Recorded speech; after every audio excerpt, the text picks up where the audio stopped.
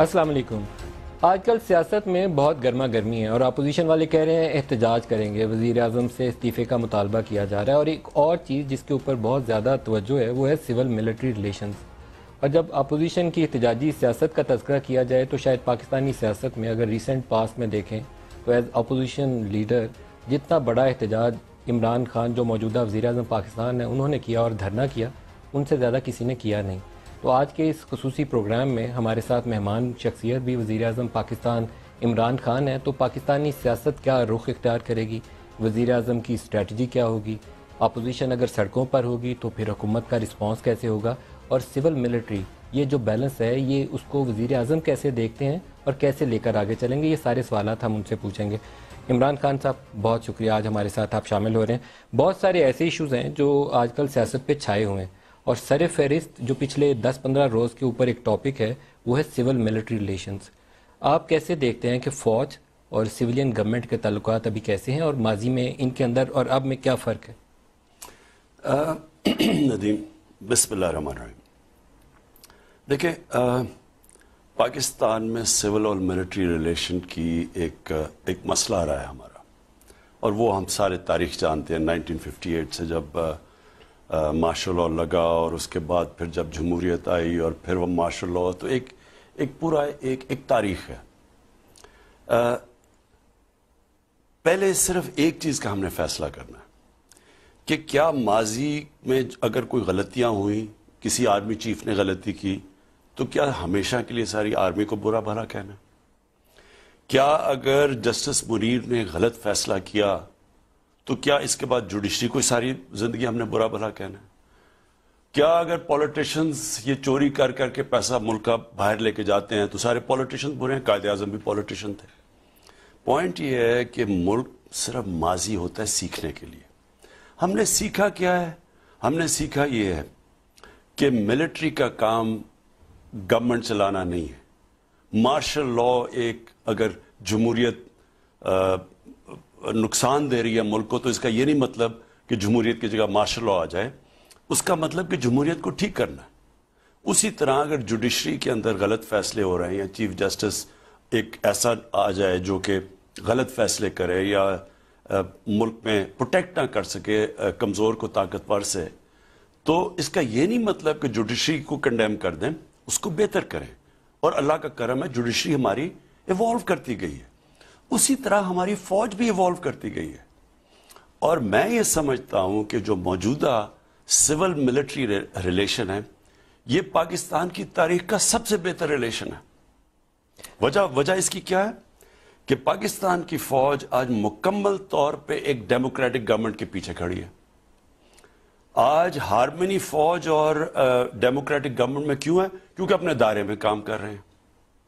آج جو ایک گورنمنٹ، آج جو ایک ڈیموکریٹک گورنمنٹ اپنی منشور جو انہوں نے الیکشن میں لوگوں کے سامنے رکھا تھا، اپنے منشور کے مطابق کام کر رہی ہے، اور فوج اس کے ساتھ کھڑی ہے۔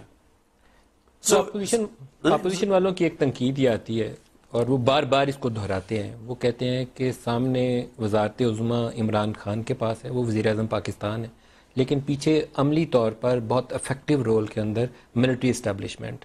اس تاثر کو آپ کیسے ظاہر کریں گے؟ اچھا ندیم، اس طرح ہے نا، میں ان سے سوال پوچھتا ہوں۔ میری اسٹیٹڈ، میری پارٹی کی پالیسی 20 سال سے تھی کہ افغانستان میں کوئی ملٹری سلوشن نہیں ہے۔ میری یہ تھی کہ ہمیں اپنے بھی جو ہماری یہ جنگ ہوئی ہے، وار آن ٹیرر، ہمیں یہ کبھی بھی امریکہ کی جنگ کے اندر ہمیں پڑنا نہیں چاہیے تھا۔ لیکن جب ہم پڑ گئے اور جب دوسرے لوگ ہمارے دشمن چھلانگ مار دیے، جب ہماری جنگ بن گئی، تو اس کے بعد جن لوگوں سے جن سے ہم مذاکرات کے ذریعے مسئلہ حل کر سکتے ان سے کریں، جن سے لڑنا ان سے لڑیں۔ یعنی میری ساری ایک کلیئر پالیسی آئی ہے۔ آج پاکستانی فوج میری پالیسی کے ساتھ کھڑی ہے۔ ہندوستان کے ساتھ میری کلیئر تھا کہ ہم نے ہندوستان کے ساتھ اچھے تعلقات کرنے، پاکستانی فوج ساتھ کھڑی تھی۔ جب پلوامہ کے بعد انہوں نے بالا کوٹ پہ حملہ کیا اور ہم نے ان کا پائلٹ پکڑا، میں نے جب واپس کرنے کا فیصلہ، پاکستانی فوج ساتھ کھڑی تھی۔ کرتارپور میں پاکستانی فوج ساتھ کھڑی ہے ہندوستان کی۔ مجھے کوئی بتا دے کہ ایک جگہ جو میری گورنمنٹ کی پالیسی ہے پاکستانی فوج نہ کھڑی ہو. لیکن ندیم وجہ ہے اپوزیشن کا. میں آپ کو مسئلہ بتاتا ہوں. اپوزیشن کا مسئلہ ہے کہ ان کے جو نواز شریف ہے یہ کبھی بھی ڈیموکریٹ نہیں تھا. پہلے تو ان کو پالا فوج نے, جنرل جیلانی سے شروع ہوئے, جنرل ضیاء الحق نے, ہمارے سامنے, میرے تو سامنے سب کچھ ہوا نا, کیسے اس کو ہاتھ پکڑ کے منہ پہ چوسنی لگا کے تو ایک پولیٹیشین بنایا, ایک بزنس. یہ تو پھل کے ٹوکرے ڈی سیز کے کمرے کے باہر رشوت دیتے تھے.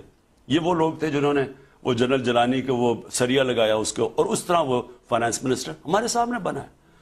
اب یہ ایک دم بن گیا سپر ڈیموکریٹ. اس کا پرابلم پہلے آیا وہ اسحاق جو تھے غلام اسحاق سے, پہلے وہ پرابلم آیا. اس سے پہلے وہ جنرل آصف جنجوعہ تھے, ان سے پرابلم آیا. پھر اس کا پرابلم آیا, خود ہی اس نے سپر سیڈ کر کے جنرل مشرف کو لیا, اس کے ساتھ پرابلم آیا. پھر جنرل رحیل کو لے کے آیا, اس کا پرابلم. پھر جنرل انہوں نے سلیکٹ کیا تھا جنرل باجوہ کو, ان سے پرابلم آیا. ان کو پرابلم آتا کیوں ہے؟ سوال تو یہ پوچھے, مجھے کیوں نہیں پرابلم ہوا, ان کو کیوں پرابلم ہے؟ مسئلہ ندیم ایک ہی ہے. یہ آتے ہیں چوری کرنے کے لیے. ہماری جو سب سے بڑی اللہ کا شکر ہے کہ ہماری یہ جو ایجنسیز ہیں آئی ایس آئی اور ایم آئی, خاص طور پہ آئی ایس آئی, یہ ورلڈ کلاس ایجنسیز ہیں. ان کو پتہ چل جاتا ہے ان کی چوریوں کا. اب یہ باقی سارے جو سولین ادارے ہیں کنٹرول کر لیتے ہیں. نواز شریف جوڈیشری کو بھی کنٹرول کر لیتا ہے, ہمارے سامنے ہے. انہوں نے جب ایک سجاد علی شاہ جسٹس نے جب ان کو کنٹرول نہیں کر سکے تو ڈنڈوں سے حملہ کیا سپریم کورٹ کو. پھر باقی جوڈیشری کو بریف کیس انہوں نے دیے کنٹرول کرنے کے لیے. کبھی سوچ سکتے ہیں کہ ایک چیف جسٹس کو آپ ڈنڈے لے کے اٹیک کر کے سپریم کورٹ کو بگا دیں اور جوڈیشری آپ کے ساتھ مل جائے؟ تو ان کا پرابلم یہ تھا کہ فوج کنٹرول میں نہیں تھی, باقی جوڈیشری بھی کنٹرول میں تھی, نیب بھی کنٹرول میں تھی, باقی سارے ادارے ان کے کنٹرول میں تھے. اب یہ ان کی سب سے جو لڑائی ہوتی کیوں تھی, یہ اس کو کنٹرول کرنا چاہتے تھے. جب ان کے کنٹرول میں نہیں ہوتی تھی ان کو یہ جمہوری بن جاتے تھے. اب ان کا پرابلم, اب دیکھ لیں, یہ سارا وقت فوج کو برا بھلا کہتے ہیں. وجہ تو بتائیں کہ کہتے کیوں ہیں. میں اب پروگرام دیکھ رہا, جی مجھے وہ فوج نے آ کے جنرل ظہیر الاسلام نے کہا ریزائن کرو.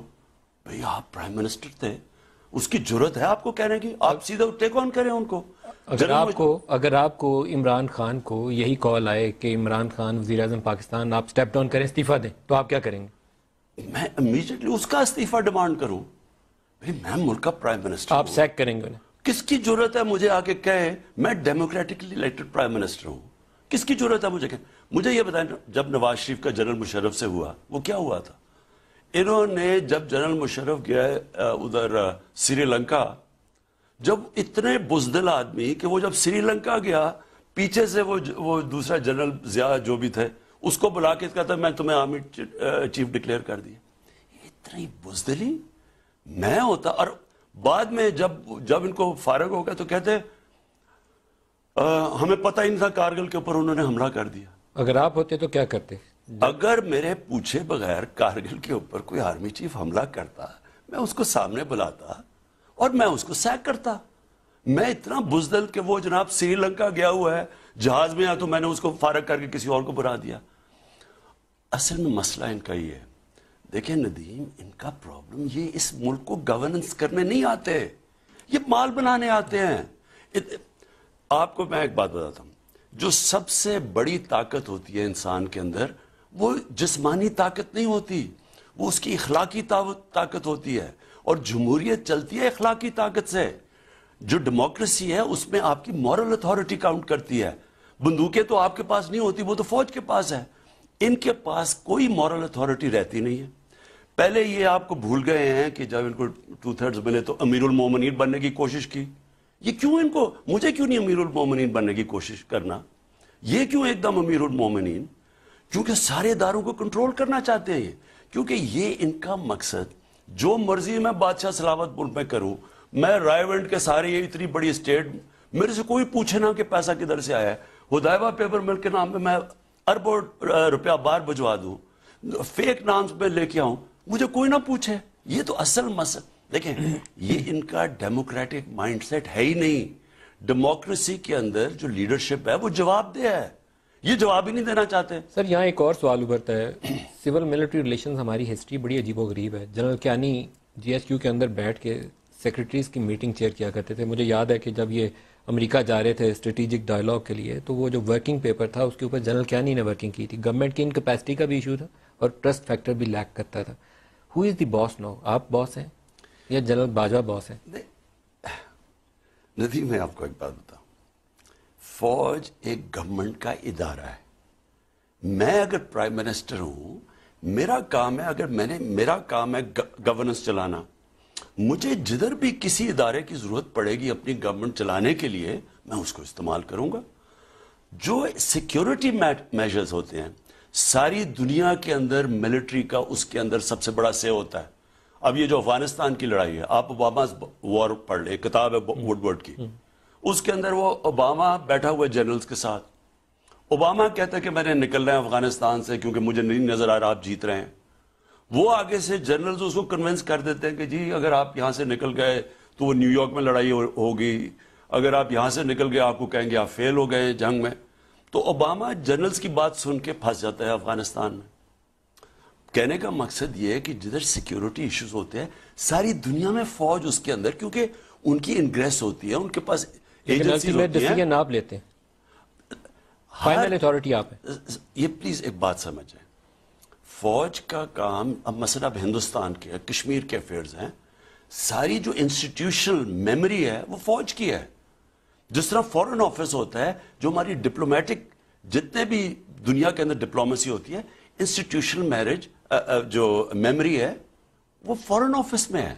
تو میں کبھی بھی کسی سے کوئی بھی ملک اگر میں نے جانا ہو اس سے پہلے مجھے فورن آفس پوری بریفنگ دیتا ہے کہ یہ پچھلے 10 سال میں ایسے 20 سال پہلے یہ ہمارے یہ تعلقات. اسی طرح جدھر سیکیورٹی میجرز ہوتے ہیں ادھر, کیونکہ افغانستان ایک سیکیورٹی ایشو بنا ہوا تھا, اب اللہ کا کرم ہے کہ اب ہم صحیح طرف جا رہے ہیں, تو ادھر فوج سے سب سے زیادہ رائے لیا جاتی ہے. ہندوستان کا ایشو سیکیورٹی ایشوز بنے ہوئے ہیں, کیونکہ ہندوستان یہاں دہشت گردی کرتا ہے, بلوچستان میں کرتا ہے, کراچی میں کرتا ہے, ہمیں پتہ ہے وہ سپانسر کرتے ہیں ٹیررسٹ. تو اس لیے فوج کی آپ کو اوپینین لینی پڑے گی. لیکن کیونکہ ہماری گورنمنٹ کا یہ فیصلہ تھا کہ ہم نے امن کرنا ہے, ہم نے امن پاکستان میں لے کے آنا تاکہ ہم اپنی معاشیت کو اٹھا سکیں, تو فوج نے پوری طرح مجھے سپورٹ کیا. اب یہ بڑا آپ کے لیے امپورٹنٹ ہے. دیکھیں یہ بڑی ڈینجرس گیم ہو رہی ہے, یہ جو نواز شریف کھیل رہا ہے یہ بہت ایک خطرناک پاکستان کی کے خلاف گیم کھیل رہا ہے. یہی الطاف حسین نے کھیلی تھی. ان کے پیچھے 100% میں آپ کو واضح کہتا ہوں کہ اس طرح ہندوستان اس کی پوری مدد کر رہا ہے. اس میں کس کا انٹرسٹ ہے کہ پاکستانی فوج کمزور ہو؟ ہمارے دشمنوں کا.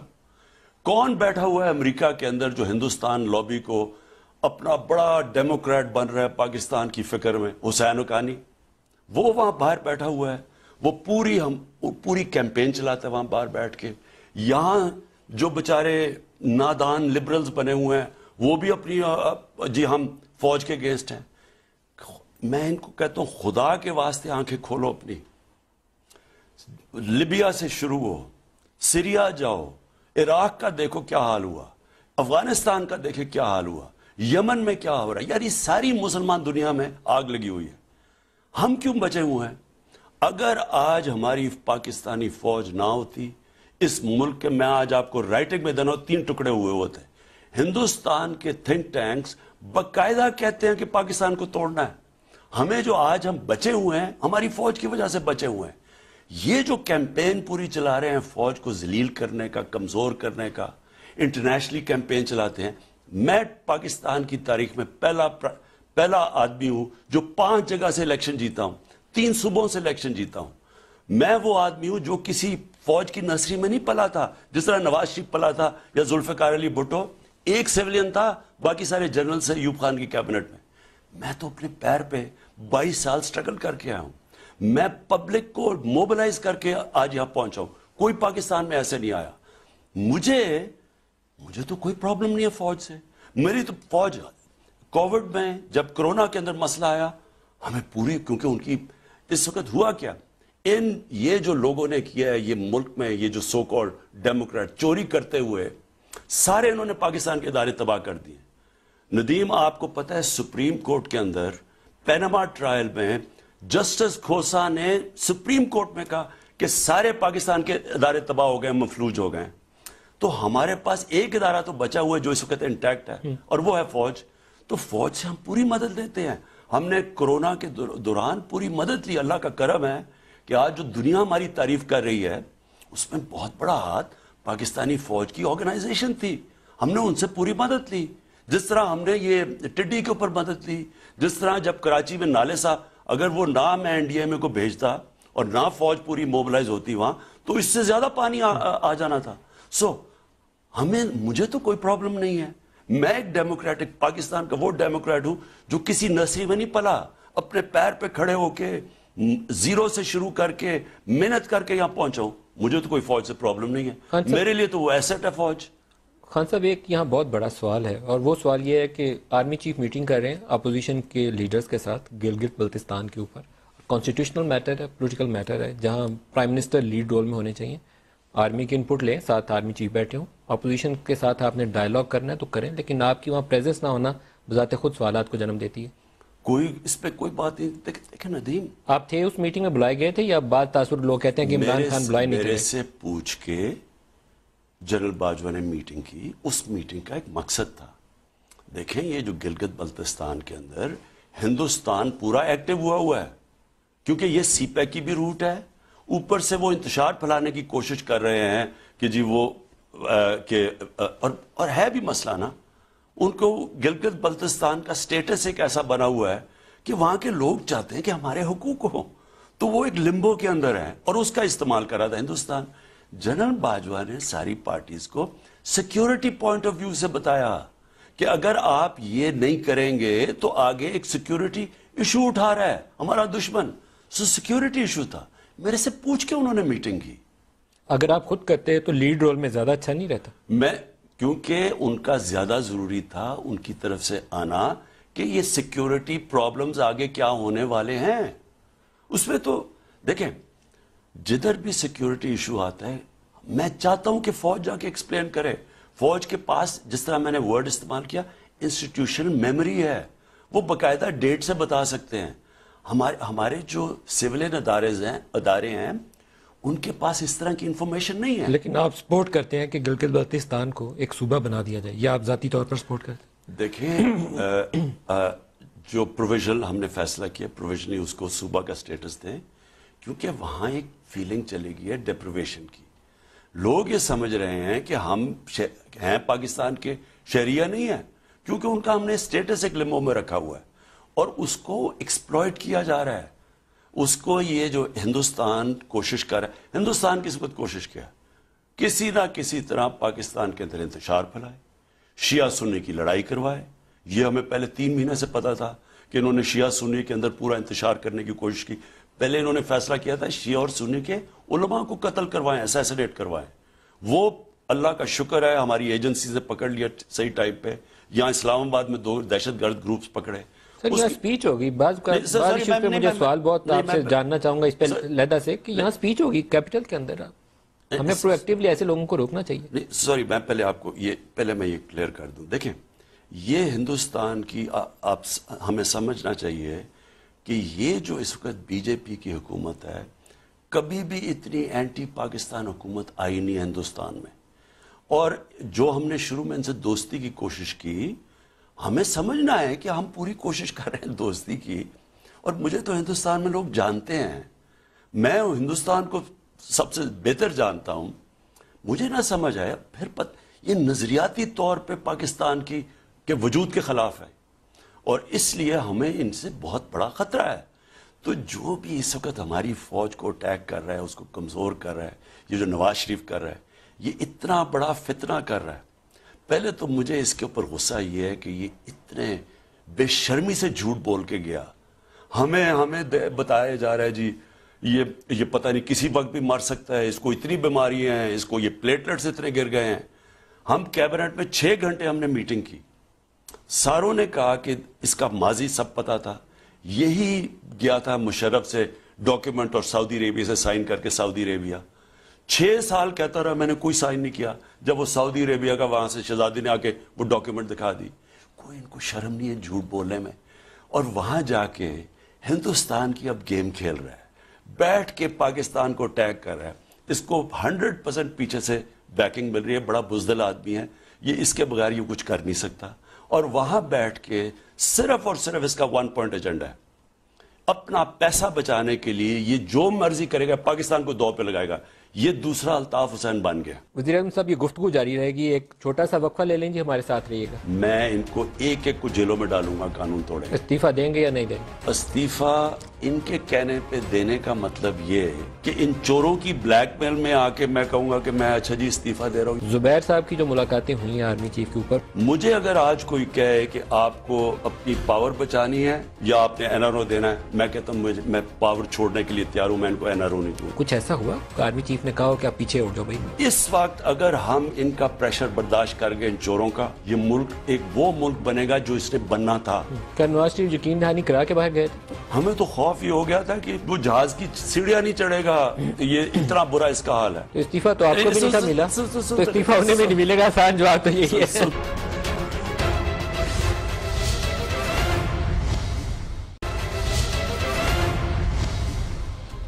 प्रोग्राम में दोबारा खुश आमदीद कहते हैं। खान साहब, दो यहाँ सवाल बड़े ज़रूरी हैं सिविल मिलिट्री के कॉन्टेक्स्ट में, साथ ही सियासी लोग आ गए। एक तासुर ये मिलता था कि नवाज शरीफ को बाहर जाने की इजाज़त सॉर्ट ऑफ एनआरओ था कि वो जाएंगे, 3 साल आपकी हुकूमत के लिए दर्द सर नहीं बनेंगे। जुबैर साहब की जो मुलाकातें हुई हैं आर्मी चीफ के ऊपर, उसके ऊपर भी खबर यही बात आई कि वो गए हैं कि इनको दोबारा सियासत में हिस्सा लेने की इजाज़त दी जाए, और वहाँ से जवाब ये मिला है कि नहीं, 3 साल तो अभी आप बाहर रहें, अभी आप मौजूदा हुकूमत के लिए कोई दर्द सर नहीं बनेंगे, आपको प्रोटेस्ट नहीं करने देंगे। क्या कोई ऐसा अरेंजमेंट था जब नवाज शरीफ को बाहर भेजा गया?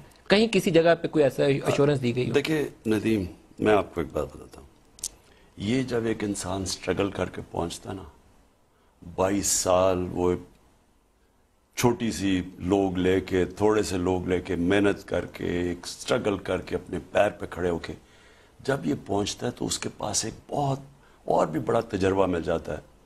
लेकिन एक जो सबसे बड़ा उसके अंदर जो एक क्वालिटी आ जाती है, उसको प्रेशर लेना आ जाता है।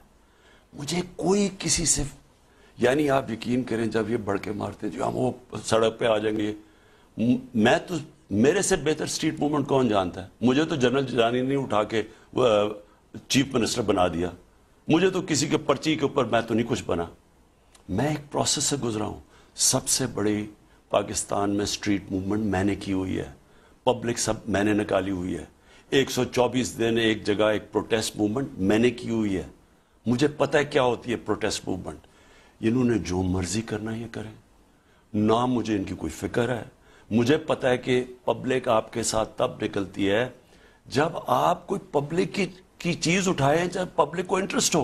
क्या नवाज शरीफ यकीन दहानी करा के बाहर गए थे? पब्लिक, जब तक आप अपनी चोरी बचाने के लिए खुद बाहर बैठे हुए हैं, वहां से बैठ के कह रहे हैं कि पब्लिक सड़कों के आएगी ताकि मेरी चोरी बच जाए, पब्लिक ऐसे नहीं निकलती, और पब्लिक ये कभी निकाल सकते ही नहीं है।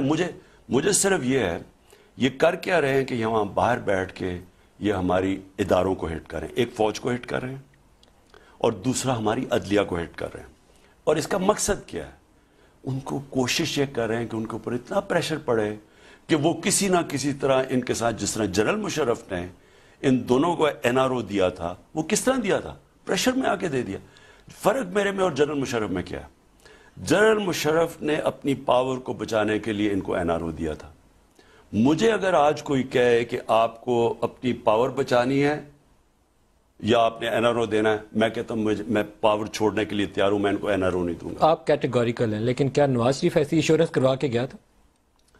नवाज शरीफ ने हमने बार बार टेस्ट करवाए। हमें तो खौफ ये हो गया था कि वो जहाज की सीढ़ियां नहीं चढ़ेगा, ये इतना बुरा इसका हाल है। हम तो ये इस तरह का भयानक नाक हमें सारा सिनारियो बताया गया। वो अदालतों को भी कन्विंस हो गई। अदालतों ने कहा जी अगर इसको कुछ हो गया गवर्नमेंट जिम्मेदार है। लाहौर हाई कोर्ट को हमने कम से कम, क्योंकि हमारे जब डिबेट हो रही थी, हमने कहा जरूर इनसे इंडेमनिटी, क्योंकि इनको ये पैसा इनका खुदा है, हमने कहा इनसे 7 अरब रुपए की श्योरिटी बॉन्ड जरूर रखो जाने से पहले। लाहौर हाई कोर्ट ने फैसला किया, इनकी मदद की, नहीं दी। आज देख लेंगे वही جو عدالتوں نے ان کو ریلیف دی انہیں کو اٹیک کر رہے ہیں. ہمیں صرف مجھے یہ تھا ہیومینیٹیرین گراؤنڈز پہ اتنی تشویشناک پکچر پیش کی گئی کہ ہم نے کہا. اور آپ کو لگتا ہے کہ یہ کوئی فکس میچ تھا؟ آپ کہتے ہیں پیش کی گئی، کوئی اس کے اندر ٹیمپرنگ ہوئی تھی، کوئی کیا ہوا تھا؟ دیکھیں میں اس لیے کہہ نہیں سکتا کیونکہ میں نے تو اپنے ڈاکٹر فیصل کو ان کو بھی کہا کہ ذرا خود چیک کریں. پھر ڈاکٹر یاسمین جو ہماری پارٹی کی ڈائی ہارڈ اور نظریاتی ہیں ان کو بار بار میں نے کہا کہ جا کے چیک کرے کہ یہ واقعی، کیونکہ کوئی ماننے کے لیے نہیں تیار تھا. ان کی تاریخ ہے جھوٹ بولنے کی. لیکن جب انہوں نے دی کہ جی اس کو یہ بھی ہے تو فلانی بیماری بھی ہے، انہوں نے بیماریاں گن دی، پھر پلیٹلیٹس ہیں، تو وہ سارا انہوں نے کہا جی ملا کے کبھی بھی مر سکتا ہے.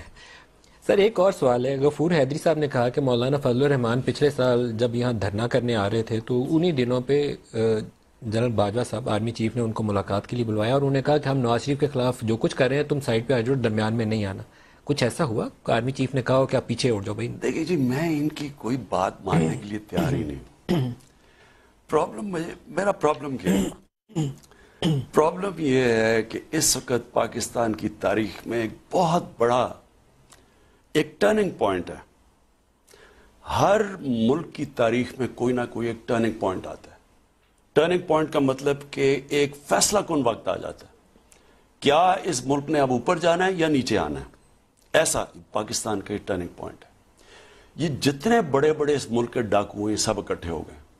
میرا پہلا ایڈریس جب میں نے پہلا وزیر اعظم بن کے ایڈریس کیا تھا اس میں سن لیں، میں نے کہا یہ سب اکٹھے ہوں گے، جمہوریت کے نام پہ اکٹھے ہوں گے یا کوئی اور دے دیں گے جی مہنگائی ہوگی، کچھ اکٹھے انہوں نے ہونا ہے. مقصد ان کا یہ صرف ایک ہوگا، اپنا پیسہ بچانے کے لیے. کیونکہ ان کو یہ ڈر ہے کہ میں ان کو NRO نہیں دوں گا. ان کو پتا کہ میں نہیں دوں گا، اس لیے -1 بھی کہتے رہتے ہیں. تو میں نے پہلے سے پیشن گوئی کی تھی کہ سب اکٹھے ہوں گے اور یہ پریشر ڈالیں گے پاکستان کے اداروں پہ، میرے پہ پریشر ڈالیں گے. ان کو پتا ہے کہ میں نہیں مانوں گا، لیکن انہوں نے پاکستان کی عدلیہ پہ پریشر ڈالنا ہے، نیب پہ پریشر ڈالنا ہے، پاکستانی فوج پہ پریشر ڈالنا ہے. اب پاکستانی فوج خود جواب نہیں دے سکتی. اب یہ جو مرضی کہتے رہے. ہم پولیٹیشن تو جواب دے سکتے ہیں نا، نہ عدلیہ جواب دے سکتی ہے، نہ فوج جواب، نہ نیب جواب دے سکتی ہے. اور انہوں نے پورا پریشر ڈالنا تھا ان پہ اور ڈالیں گے اور ڈال رہے ہیں. اب اس کے اندر اگر ہمارا ملک کھڑا ہو گیا ان چوروں کے خلاف، پاکستان کی تقدیر بدل جائے گی. میری یقین کریں ندیم، یہ میرا ایمان ہے کہ اس وقت اگر ہم ان کا پریشر برداشت کر گئے ان چوروں کا، یہ ملک ایک وہ ملک بنے گا جو اس نے بننا تھا. یہ سب سے تیزی سے اوپر جائے گا ملک. اگر ہم نے کسی قسم کا ان کے ساتھ کمپرومائز کر دیا، اس کے بعد میں آپ کو یقین دلاتا ہوں کہ ملک کا ایک مورل کولیپس ہوتا ہے. دیکھیں ملک تباہ کبھی بھی چوری سے نہیں ہوتا. ملک کی جب اخلاقیات تباہ ہوتی ہے، جب آپ اچھے برے کی تمیز ختم کر دیتے ہیں، جب ان چوروں کو آپ ڈیموکریٹس کہہ دیتے ہیں، جب ان چوروں کے پریشر میں آ کے آپ ان سے ڈیلز کر دیتے ہیں، تب ملک تباہ ہوتا ہے. جنرل مشرف کے 2 NROs نے جتنا نقصان اس ملک کو دلوایا ہے. ہمارے جو سارے مسئلے ہیں آج جو ہم پھنسے ہوئے ہیں، جو آدھا پیسہ اکٹھا کرتے ہیں ٹیکس کا وہ قرضوں کی، ان کے لیے ہوئے قرضوں کی قسطوں پہ چلا جاتا ہے. ملک کیسے چلے گا؟ یہ میری پہلے بات سن لیں، یہ بڑا امپورٹنٹ ہے آپ کے لیے سمجھنا. وہ 2 NROs جو جنرل مشرف نے دیے، اس کے بعد کرپشن ایشو ختم ہو گیا. ان 2 پارٹیز نے 10 سال میں جو پاکستان سے کیا ہے، کوئی دشمن نہیں کر سکتا تھا. مجھے کوئی آج بتا سکتا ہے کہ آپ کا قرضہ 6 ٹریلین سے پہنچ گیا، 3 لائبلٹیز پہنچ گئے 30 ٹریلین پہ. جب آپ قرضہ لیتے ہیں نا ندیم، تو آپ کوئی ایسی چیز کرتے ہیں، آپ پروجیکٹ مثلا ML1 ہم اب قرضہ لے کے بنا رہے ہیں نا، جو ریلوے لائن اب ہم بنا رہے ہیں، وہ 3 سال کے اندر ہم ایسٹیمیٹ کرتے ہیں کہ وہ اپنا پیسہ واپس کرنا شروع کر دے گی.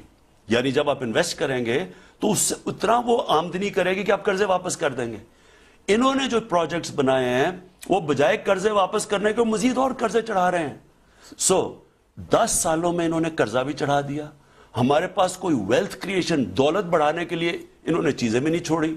آج ملک کو مقروض کر کے اور آج ہمارے سے جواب مانگ رہے ہیں کہ جی جواب دیں کہ یہ حالات کیوں اتنے برے ہیں. وزیر اعظم صاحب یہ گفتگو جاری رہے گی, ایک چھوٹا سا وقفہ لے لیں گے, ہمارے ساتھ رہیے گا. سہیل شریف سے جب آپ ملنے گئے تو اس کے لیے آپ نے رابطہ کیا؟ اگر ہم ان کی بات ماننا ہوتا تو ہم مان جاتے جنرل ریل کی بات. انہوں نے کہا دھرنا اٹھا تو ہم نے کہا نہیں اٹھاتے. تو نواز شریف کو پاکستان واپس لانے کے لیے بھی کوئی تدبیر کریں؟ ہم برطانیہ گورنمنٹ سے کہہ رہے ہیں کہ اس کو واپس بھیجو. لانگ مارچ کریں گے, اور لانگ مارچ سے اگر آپ نہ ہٹے, آپ نے استعفیٰ نہیں دیا, تو پھر اجتماعی استعفے دیں گے. استعفے دے دو تو بہت, ہم پھر سے الیکشن کروا لیں گے. عریانیت جو ہے یا فحاشی معاشرے میں جو پھیل رہی ہے, ہمیں اپنی پاکستانیت پروموٹ کرنی چاہیے. ہمارا ایک مختلف کلچر ہے. ریپ وکٹمز کے اوپر آپ کا ایک ذہن تھا کہ ان کو سزائے موت ہونی چاہیے. سزائے موت بھی, اور ایک کیمیکل کیسٹریشن, یہ کئی ملکوں میں کی جاتی ہے.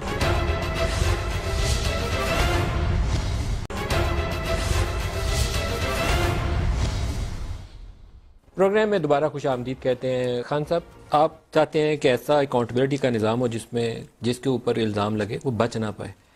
جنرل عاصم باجوہ آپ کے ساتھ ہیں, اور ان کے اوپر جو الزامات کی نوعیت ہے کافی سنگین ہے, اور الزامات کہتے ہیں کہ ان کی 99 کمپنیز ہیں. 99 نہیں ہوں گی تو کم ہوں گی, لیکن بہرحال ان کے فرینچائزیز ہیں. پاپا جانز کا ذکر آ گیا, ان کے بچوں کی, اہلیہ کے. ایسی نوعیت دوسرے لوگوں پر آئی تو آپ نے ان کے اوپر ٹیمز بنائی, JITs کی تشکیل کی, واجد ضیاء کو بولا تحقیق کرو. پاناما میں ایسے ہوا, ابھی آپ نے کلین چٹ دے دی, وہ کیسے؟ دیکھیں ندیم, پہلے تو میں واضح کر دوں, جب آپ امتیاز کرتے ہیں, جب آپ کا جو احتساب ہوتا ہے وہ اکراس دا بورڈ نہیں ہوتا, وہ احتساب پھر نہیں ہوتا. یا آپ کا احتساب سب کے لیے ہوتا ہے یا کسی کے لیے نہیں ہوتا. آج تک پاکستان میں جب سے نیب بنی ہے, آج تک نیب کے ہوتے ہوئے کرپشن بڑھتی گئی ہے. کیوں بڑھی ہے؟ اب جا کے یہ 2 سال چھوڑ دیں, اس سے پہلے نیب کے ہوتے ہوئے کرپشن بڑھتی گئی. نیب کا تو کام تھا کرپشن کم کرنا. وہ کیوں ہوا؟ کیونکہ نیب فرق کرتی تھی اپنے اور دوسروں میں. یعنی کمزور طاقتور ہوا, اس کے پاس ووٹس ہوئی, اسمبلی میں بیٹھا ہوا ہے, اس کے لیے نہیں, اس کے لیے اور قانون بن گیا. جو دوسرا ہے, جو کمزور ہے, ڈسپینسبل ہے, اپوزیشن میں, اس کے اوپر ہو گیا. یہ جب آپ دیکھیں نبی صلی اللہ علیہ وسلم کی جب بھی ان کی کوئی وجہ تھی نا کہ انہوں نے اٹھا کے مسلمانوں کو کہاں سے پہنچا دیا, کوئی وجہ تھی. اس کے اندر ان کی ایک بہت بڑی یہ ان کی جو حدیث ہے کہ بڑی قومیں تمہارے سے پہلے تباہ ہوئی جدھر ایک قانون طاقتور اور ایک کمزور کے لیے. اگر ہم یہ طاقتور اور کمزور میں فرق کریں گے, پاکستان میں کبھی بھی ہمارا ملک آگے نہیں بڑھے گا, اور کبھی بھی اس ملک میں چوری نہیں ختم. آپ پھر اس اصول کا اطلاق کیا کیوں نہیں؟ ایک ان کے اوپر الزام لگا, انہوں نے آ کے بڑی تفصیلی میں پوری ایک ڈاکیومنٹ پروڈیوس کی کہ جی یہ جواب ہے ان سب کے. اب اگر کوئی وہ آگے کہتے ہیں کہ نہیں جی یہ کوئی ڈسپیوٹ کرتا ہے, اس کو ہمیں وہ دے, ہم اس کو کروا دیں گے. لیکن میں آپ کو یہ بتا رہا ہوں, آپ کو تحقیقات نہیں کرانی چاہیے ایز پرائم منسٹر, جیسے آپ نے باقیوں کا کہا, واجد ضیاء کو دیکھو شوگر میں کیا ہوا, پاناما میں کہا گیا دیکھو نواز شریف کے پاس کیا ہوا, یہاں پہ بھی آپ کرتے تاکہ ٹرانسپیرنسی کے تقاضے پورے ہو جاتے. میں آپ کو واضح کر دوں, انہوں نے ابھی تک جو ہمیں چیزیں پریزنٹ کی وہ ہم نے دیکھی, انہوں نے سارے کی چیزوں کے جواب دیے ہوئے تھے. اگر کوئی مزید, اب دیکھو انہوں نے تو پبلک ڈاکیومنٹ ہے نا, کوئی بھی مزید اگر اسے کویسچن کرتا ہے ہم اس کو انویسٹیگیٹ کریں گے. میں بالکل کروں گا. اور میں آپ کو آج کہہ رہا ہوں کہ میری نظر میں جب آپ اپنے چوروں میں اور دوسرے چوروں میں, یا اپنے کرپٹ میں اور دوسرے کرپٹ میں جب فرق کرتے ہیں, احتساب ختم ہو جاتا ہے. جنرل عاصم باجوہ کے اوپر آپ تحقیقات کروائیں گے؟ اگر مجھے کوئی, انہوں نے دیکھیں نا, میں پھر سے آپ کو کہتا ہوں, انہوں نے ان کے اوپر الزام لگے, ہم نے انہوں نے پھر پوری اس کے اوپر جواب دیا ہمیں, اور جواب انہوں نے دکھایا. ہم نے لا منسٹر کو بھی کہا, فاروق نسیم نے ان کے ساتھ, انہوں نے ان کے ساتھ بیٹھ کے ہم نے چیک کیا. جب انہوں نے کہا کہ جی یہ انہوں نے آنسر کر دیا, ہم اب اگر کوئی اور آگے مزید کہتا ہے تو ہم اس کی انویسٹیگیٹ کریں گے, ضرورت پڑی FIO کو دے دیں گے. So you are not moving ahead unless کہ کوئی کمپلین اور آپ کو آئے, کیونکہ نواز شریف نے کہا تھا مجھے تو قطری کھاتا ہے, میرے وہ دادا میاں کوئی جائیداد تھی, اس نے کہا حسین کو دے دو, تو وہاں پہ بات قابل قبول نہیں تھی, تحقیقات کروائی گئی. دیکھیں تو شاید آپ کو ایون ہینڈیڈ رہنا چاہیے. آپ نے نبی پاک کی سیرت سے حوالہ دیا, تو اس سے بڑھ کر تو ہمارے پاس کچھ ہے ہی نہیں ہے نا, تو ایون ہینڈیڈ رہے, میرے خیال میں مثال قائم کریں, بسم اللہ کریں. بالکل آپ ٹھیک کہہ رہے ہیں کہ اس میں کبھی بھی ہمیں فرق نہیں کرنا چاہیے, یہ بالکل آپ ٹھیک کہہ رہے ہیں. اور جس دن ہم نے کرنا شروع کیا, یہ سارا احتساب کا عمل ختم ہو جائے گا. کیونکہ ایک ڈیموکریٹک گورنمنٹ کی طاقت اس کی اخلاقی قوت ہوتی ہے. میرے پاس بندوقیں نہیں ہیں, میرے پاس صرف اخلاقی قوت ہے, اور جس دن میں نے یہ امتیاز کیا وہ ختم ہو جائے گی. لیکن میں آپ کو ایک اور چیز کہنا چاہتا ہوں. دیکھیں سر پرائم منسٹر کے پاس سب سے بڑی چیز لوگوں کی قبولیت ہے. وہ لوگ تب تک آپ کو قبول کرتے رہیں گے جب تک انہیں یہ یقین ہے کہ عمران خان جو کہہ رہا ہے وہ پریکٹس کر رہا ہے.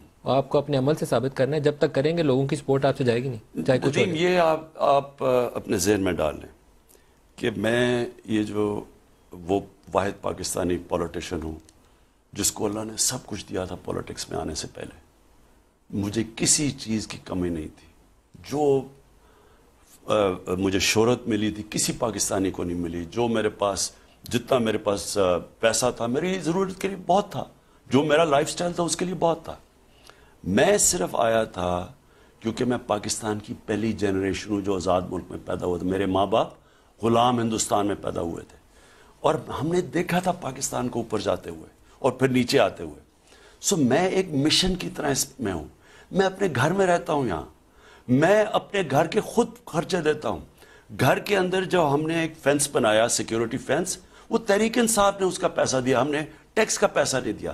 نیچے سڑک خراب تھی مجھے کوئی گفٹ ملی توشہ خانہ میں پیسے جمع کروا کے جو پیسے بچے میں نے اس پیسے سے سڑک ٹھیک کروائی ہے. میں یہ کیوں کر رہا ہوں؟ میں اپنے ملک کے لیے آیا ہوں. میں اپنی ذات کے لیے نہیں آیا. اس لیے میں آپ کو یہ واضح کر دوں میری موٹیویشن پولیٹکس میں بالکل مختلف ہے ان لوگوں کی جو بھوکے ننگے آئے تھے اور آج اربوں پتی بن چکے ہیں. اور وہ جو لوگ پولیٹکس میں آ کے ایک فیکٹری سے 30 فیکٹریاں بنا لی. باہر ان کے پاس ایک گھر نہیں تھا. میرا تو پولیٹکس سے پہلے باہر فلیٹ تھا. میرا آج کوئی پراپرٹی باہر نہیں ہے. جن لوگوں کی کوئی پراپرٹی نہیں تھی جب پاور میں آئے ان کے آج اربوں روپے کی پراپرٹیز باہر. سر یہ گفتگو جاری رہے گی. ایک چھوٹا سا وقفہ لے لیں جی, ہمارے ساتھ رہیے گا.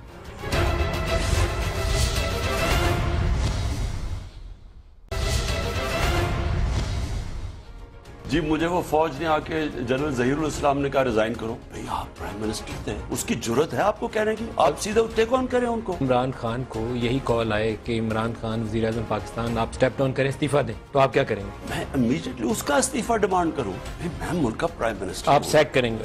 کس کی ضرورت ہے مجھے آ کے کہے میں ڈیموکریٹکلی الیکٹڈ پرائم منسٹر ہوں. آرمی چیف میٹنگ کر رہے ہیں اپوزیشن کے لیڈرز کے ساتھ گلگت بلتستان کے اوپر. میرے سے پوچھ کے جنرل باجوہ نے میٹنگ کی. اس میٹنگ کا ایک مقصد تھا. یہ بڑی ڈینجرس گیم ہو رہی ہے یہ جو نواز شریف کھیل رہا ہے. ہندوستان اس کی پوری مدد کر رہا ہے. زبیر صاحب کی جو ملاقاتیں ہوئی ہیں آرمی چیف کے اوپر, مجھے اگر آج کوئی کہے کہ آپ کو اپنی پاور بچانی ہے یا آپ نے این آر او دینا ہے, میں کہتا ہوں میں پاور چھوڑنے کے لیے تیار ہوں. میں ان کو این آر او نہیں دوں. کچھ ایسا ہوا آرمی چیف نے کہا ہو کہ آپ پیچھے اٹھ جاؤ بھائی؟ اس وقت اگر ہم ان کا پریشر برداشت کر گئے ان چوروں کا, یہ ملک ایک وہ ملک بنے گا جو اس نے بننا تھا. جنرل عاصم باجوہ آپ کے ساتھ ہیں اور ان کے اوپر جو الزامات کی نوعیت ہے کافی سنگین ہے. کوئی بھی مزید اگر اسے کوشچن کرتا ہے ہم اس کو انویسٹیگیٹ کریں گے. میں بالکل کروں گا. وزیر اعظم عمران خان کے اعزاز سے ان میں کوئی نیا کارخانہ, کوئی نئی مل, کوئی نئی فیکٹری لگی کہ کمی ہوئی؟ کہ باقی لوگ میرا مقابلہ نہیں کر سکیں گے. تو آپ کے اثاثے اوپر گئے کہ نیچے گئے؟ میرے اثاثے نیچے ہیں. پروگرام میں دوبارہ خوش آمدید کہتے ہیں. خان صاحب دو آپ سے ذاتی نوعیت کے سوال پوچھ رہے ہیں, اجازت ہو تو. جی. ایک سوال یہ ہے کہ اپوزیشن والے کہتے ہیں کہ عمران خان اپنے اخراجات کیسے پورے کرتے ہیں؟ کیا آپ اس سوال کا جواب دے سکتے ہیں؟ تنخواہ تو اتنی نہیں ہوتی, پرائم منسٹر کی تنخواہ تو واجبی سے ہوتی ہے, کچن مشکل سے چلتا ہے. یہ ٹھیک کہتے ہیں اور بڑا آسان ہے ان کے لیے دیکھنا. میرے اثاثے ڈکلیئرڈ ہیں. میری ساری ویب سائٹ پہ بھی, اب پالیٹکس میں آنے سے پہلے سب کو کیونکہ ڈکلیئرڈ ہیں سب کو پتہ چل جائے گا کہ اگر ان میں اضافہ ہو رہا ہے یا کم ہو رہا ہے. تو وزیر اعظم کے اثاثے پچھلے 2 سالوں میں وزیر اعظم عمران خان کے اعزاز سے ان میں کوئی نیا کارخانہ, کوئی نئی مل, کوئی نئی فیکٹری لگی کہ کمی ہوئی؟ یہ سچا جواب اس پہ چاہیے تاکہ دیکھنے والوں کو بھی, مجھے بھی سمجھ تو آئے. دیکھیں میں نے آتے ساتھ یہ کہا تھا کہ میں جب پاور میں ہوں کوئی بزنس نہیں کروں گا, کیونکہ میں اگر بزنس شروع کر جیسے حضرت ابو بکر جب خلیفہ بنے انہوں نے پہلی چیز کی انہوں نے اپنے کپڑے کی دکان بند کی, کیونکہ انہوں نے یہ کہا کہ باقی لوگ میرا مقابلہ نہیں کر سکیں گے. میں اگر آج بزنس شروع کر دوں میرے لیے سب سے آسان کام ہے. میرے لیے کیا مشکل ہے آج بزنس. تو آپ کے اثاثے اوپر گئے کہ نیچے گئے؟ میرے اثاثے نیچے آئے ہیں. جب سے میں آیا ہوں میں نے ایک والد سے جو پلاٹ کیا تھا وہ بیچا. وہ اچھا سارا میرا ریکارڈڈ ہے. میں آپ کو بتاؤں یہ بڑا آسان ہوتا ہے. نہ میری کوئی بینامی پراپرٹی ہے, نہ میری پاکستان سے باہر کوئی پراپرٹی ہے. سارے کچھ میرے ڈکلیئرڈ ہیں تو وہ سارے دیکھ سکتے ہیں. ٹیکس والا سارا دیکھ سکتا ہے. میں نہ ٹیکس چھپا سکتا ہوں. سو میں کہنے کی یہ کوشش کر رہا ہوں. دیکھیں ندیم, जब आप इक़्तिदार में आके बिजनेस शुरू करते हैं, ये करप्शन है, ये करप्शन, क्योंकि मैं अपने इक़्तिदार को फायदा कराऊंगा अपनी जात के लिए। ये जितने भी, अब ये शरीफ खानदान की कितनी बिजनेस थी पहले इक़्तिदार से पहले, उसके बाद आज इनकी कितनी बिजनेस है, इनके बाहर कितनी प्रॉपर्टीज थी, आज कितनी है। शहबाज शरीफ जब दूसरी दफा आया कितनी कंपनीज थी, आज उसकी कितनी कंपनीज हैं। जब अगर आप जवाब नहीं दे सकते इनका, आज ये नवाज शरीफ से सबसे पहले पूछे कि आप जवाब तो दें कि ये जो आपके ये एवंस फील्ड फ्लैट है जो अरबों रुपए का है, आपके बच्चा एक 9 अरब रुपए के फ्लैट पे रह रहा है, दूसरा कितनी और इनके बैंक, आप जवाब दें उसके बजाय जवाब देने पाकिस्तानी फौज बुरी है, पाकिस्तान की अदलिया बुरी है, और मैं दूसरी भी और शहबाज शरीफ का भी सुन लें। वो जनाब अब नैब में ऐसे कर रहे हैं कि वो नेल्सन मंडेला बन गए हैं, पता नहीं उन्होंने कितने बड़ी वो मुल्क के लिए कोई कुर्बानी है। एक इनके मुलाजमीन सिर्फ रमजान, इनकी कोई 22 कंपनीज हैं, सिर्फ रमजान शुगर मिल में मुलाजमीन के अकाउंट्स में 900 करोड़ रुपया आया है, 900 करोड़ रुपया मुलाजिमों के नाम पे। आप बजाय जवाब तो दे कि किधर से आया है। वो उसके सलमान शहबाज के 300 करोड़ रुपया उसके बैंक में जो जवाब नहीं दे रहा है। ये सिर्फ जो नजर आए हैं, बाकी प्रॉपर्टीज इनकी, बाकी पैसे जो बाहर है, वो उसकी बात नहीं हो रही। अब बजाय आपने इनके जवाब देने, हाँ जी मैं नियाजी नायब नेक्सस, मेरे से नदी मैं ये कंप्लीट जरूर करना चाहता हूं। मेरे से जब मैंने पनामा का इनका उठाया, और पनामा बाहर इंकशाफ हुआ था, इंटरनेशनल इंकशाफ हुआ था, वो तो बाहर पकड़े गए। तो जब हुआ तो हमने इनसे जवाब मांगा कि बताइए जनाब, ये आपकी प्रॉपर्टीज जो मेफेयर की थी, ये आप वो उसमें आ गया कि आपकी प्रॉपर्टीज बताएं आपने किधर से लिए। बजाय जवाब देने के पहले तो झूठा जवाब दिया असेंबली में, फिर कतरी खत आ गया सुप्रीम कोर्ट में, फिर जेआईटी में कोई और जवाब दे दिया, हर जगह झूठ बोलते गए। इन्होंने मुझे प्रेशराइज ब्लैकमेल करने के लिए मेरे ऊपर केस कर दिया सुप्रीम कोर्ट में, 2 केसेस किए। अब मेरे ऊपर इंतकामी कार्रवाई थी। मैं कह सकता था कि मैं जब लंदन का फ्लैट लिया, मैं तो क्रिकेट खेलता था, मैं तो कोई मिनिस्टर नहीं था, एमएनए नहीं था, पब्लिक ऑफिस होल्डर नहीं था, मैं तो ये कह सकता था। लेकिन क्योंकि ये डेमोक्रेसी है, मैं एक पार्टी, डेमोक्रेटिक पार्टी का लीडर हूं, मैंने 10 महीने जो भी सुप्रीम कोर्ट ने मेरे से जो भी डॉक्यूमेंट मांगी, दस्तावेजात मांगे, एक एक दी, 60 डॉक्यूमेंट्स दी मैंने उनको, एक क्रिकेटर होते हुए।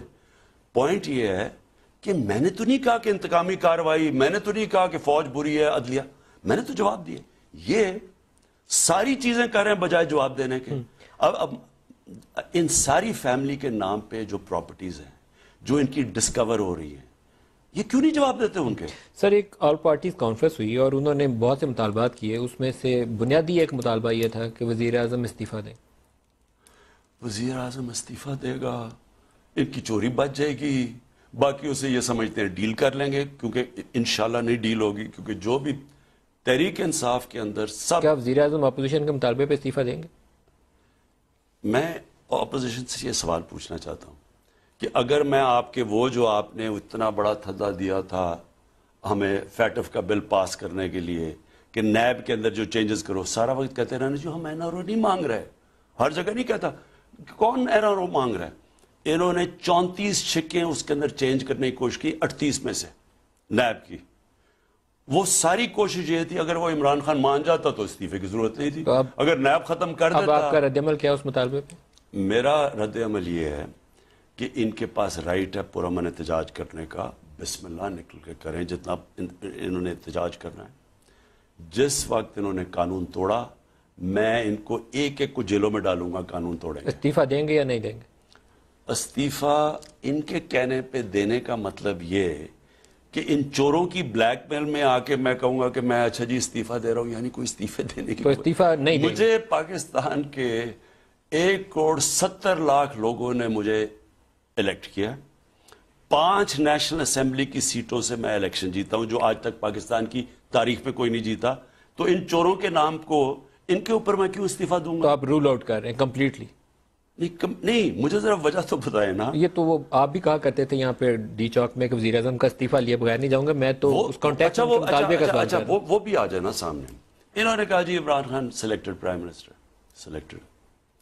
मैं जब इनसे मांग रहा था 4 हल्के, ایک سال میں نے کہا صرف 4 حلقے کھول دو، 4 حلقے کھول دو. اس وقت جو نیشنل اسمبلی کی تقریباً 140 پٹیشنز تھیں جو کوشچن کر رہی تھیں، اور پروونشل اسمبلی کی ٹوٹل ملا کے 400 سے اوپر تھی. میں نے جب ان کو کہا کہ آپ صرف 4 حلقے کھول دیں 140 میں سے، 1 سال تک کوشش کرتے رہے، ہر جگہ گئے، نہیں کھولی انہوں نے. جب 4 کھلی، 4 میں دھاندلی تھی. جب ہماری باری آئی انہوں نے کہا جی الیکشن میں دھاندلی، ہم نے کہا کھول دو. مجھے تو کوئی فکر نہیں تھی. تو استعفیٰ تو آپ کو بھی نہیں تھا ملا، تو استعفیٰ انہیں بھی نہیں ملے گا. آسان جواب تو یہی ہے. 126 دن آپ یہاں رہے. ندیم سن تو لینا. اب جب اچھا انہوں نے کیوں نہیں کہا کہ کھولو، ہم نے کہا تیار ہے ہم الیکشن کھول دو. یہ والا جو 2018 اس کے اندر 90 سیٹوں کے اوپر، وہ اس میں تقریباً 140 سیٹوں کے اوپر پٹیشنز تھی نیشنل اسمبلی کی، اس میں صرف 90 کی تھی.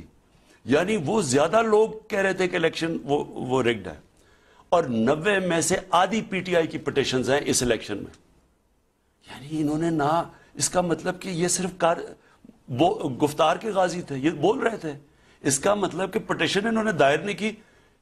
اور یہ کیا کہتے ہیں، ڈرے ہوئے تھے کہ عمران خان نے ان کا احتساب کرنا ہے، لہٰذا انہوں نے وہ سارا شور مچا دیا کہ جی الیکشن ہے. ہم تیار ہو گئے، ہم نے کہا کھولیں الیکشن. سر اصل میں سلیکٹڈ کی چھاپ جو ہے اس کے اندر آپ کے کچھ جملوں کا بھی رول ہے. جب وہ کہتے تھے امپائر کی انگلی اٹھنے والی ہے، اور اس کے بعد اب آپ کہتے ہیں کہ سول ملٹری ایک پیج کے اوپر ہے، پھر آپ کہتے ہیں کہ میں ان کے ساتھ لے کے چلتا ہوں، تو وہاں سے لگتا ہے کہ کمپلیٹلی بیک کر رہے ہیں. میں واضح کر دوں کہ میں اللہ کے سامنے حاضر ناظر کر کے، ایک جسے خوف خدا اور اپنی آخرت کا سارا وقت سوچتا ہے، میں نے کبھی کہا نہیں کہ امپائر کی انگلی کھڑے ہونے مطلب فوج. میری نظر میں امپائر اللہ تھا. میں نے کہا کہ یہ ٹائم آ گیا، اور میں ساری چیزیں سمجھ لیں. میں فوج کو تو نہیں میں بلا رہا تھا، میں کہا امپائر، میرے نظر میں امپائر اللہ ہے. اور میں نے بار بار یہ کہا یہاں سارا فیصلہ کیا ہوا، کیونکہ سب نے جو وہ ہم کر رہے تھے جی فوج کو بلانے کی کوشش کر رہے ہیں. میں ایک ڈیموکریٹ آدمی ہوں، کیا وہ میں سارا دھرنا فوج کو بلانے کے لیے کر رہا تھا؟ آپ کا مطلب یہ ہے کہ میں جنرل مشرف کی جب اس کی ڈکٹیٹرشپ تھی اس کے خلاف جیل میں گیا ہوں، اور اب میں فوج کو بلانے کی کوشش کر رہا ہوں. جو آدمی 20 سال سٹرگل کرتا ہے وہ فوج کو بلانے کے لیے کرتا ہے. جنرل رحیل شریف سے جب آپ ملنے گئے تھے اس کے لیے آپ نے رابطہ کیا، جنرل رحیل نے کیا، یا نواز شریف نے کیا؟ ریالٹی کیا ہے اس کی؟ ریالٹی اس وقت یہ تھی کہ انہوں نے آ کے اپروچ کیا، انہوں نے، نون لیگ نے، جب نیگوسیشنز ہو رہی تھی، اور انہوں نے فیصلہ کیا کہ جی ہم بیٹھ کے تو ہم اس کے اندر کوئی وایا میڈیا نکالیں.